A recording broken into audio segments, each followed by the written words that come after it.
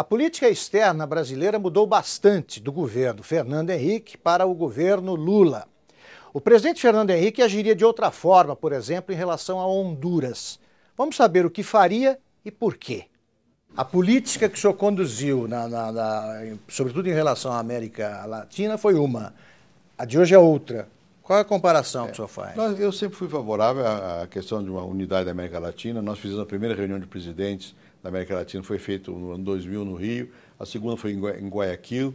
Nunca tinha havido de reunião de presidentes da América do Sul, na verdade.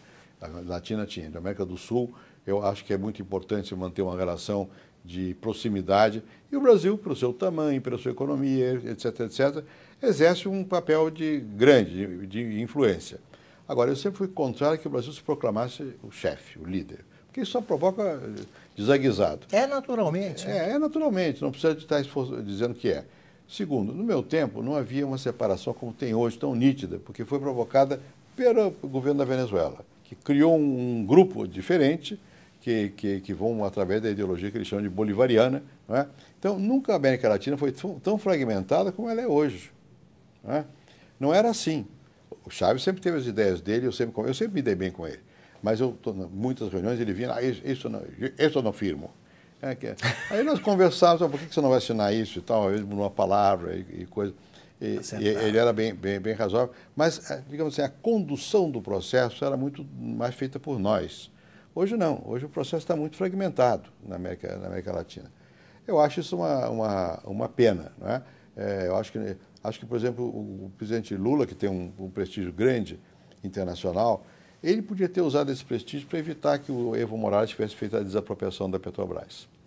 Eu acho justo que a Bolívia queira negociar com o Brasil melhores termos, mas dessa forma, que é antiquada, que no futuro pode até prejudicar a Bolívia, não é? Então, nós não estamos utilizando os fatores positivos que temos para fazer uma política nossa. Nós fomos esses fatores positivos estão sendo arrastados pelos outros, no caso da América Latina. Isso eu acho que não é bom. Eu acho que o que está acontecendo no mundo é muito positivo para nós. Eu me lembro que cada reunião do G7 eu mandava cartas aos presidentes, dizendo que hoje se diz que tinha que fazer. Tem que ter mais o PROER, quer dizer, tem que ter o FMI, não pode continuar como está, tem que ter outra ação, é preciso ter um certo controle que seja discutido globalmente, tem que mudar o peso relativo de cada país dentro dos órgãos internacionais. Bom, mas o G20 está fazendo isso. Isso é bom, né? Então, nesse sentido, eu acho positivo. Mas acho que aqui há uma certa, como eu vou dizer, ambivalência na nossa política externa, por causa de que no horizonte tem alguma ideia antiga. É claro que nós temos que ter ligações com todo mundo, sobretudo com os grandes países como a China e tudo mais. Mas no horizonte é uma ideia de norte contra sul. Sem compadrio, né? É uma relação aí de compadrio. É equivocado, não é? Porque com a globalização, o que é São Paulo? É norte ou é sul? No sentido, é desenvolvido ou é o quê? São Paulo é uma das 5 grandes cidades globais do mundo. E o que você vai nos Estados Unidos, tem zonas atrasadíssimas, e agora vai ser pior. Né? Então, o mundo se modificou muito. Eu estive na China recentemente, eu tenho ido quase todo ano na China. A China, você vai para o interior da China. A China hoje é um país realmente que já em vias de forte desenvolvimento. Então, por que essa ideia de que ela vai ter interesses dela, como nós temos os nossos? Nós temos que negociar globalmente esses interesses, defendendo os nossos, né? Mas sem preconceitos. Né? Eu acho que aqui nós temos, no horizonte, o ministro Amorim é um homem muito inteligente, foi meu embaixador em vários lugares, né?